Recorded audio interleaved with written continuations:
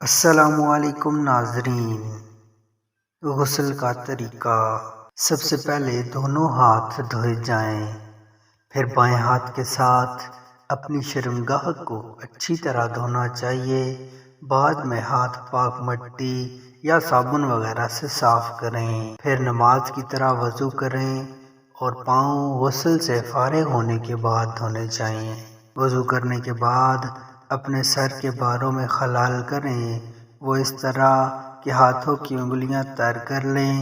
دائیں ہاتھ سے سر کے دائیں جانب اور بائیں ہاتھ سے سر کے بائیں جانب بالوں میں انگلیاں پھیریں اور بالوں کی جڑوں کو نہایت عمدہ طریقے سے تر کریں۔ پھر 3 چلو پانی بھر کر سارے سر پر ڈالیں، پھر باقی سارے جسم پر پانی بہائیں، آخر میں پاؤں دھوئیں۔ غسل دائیں طرف سے شروع کریں۔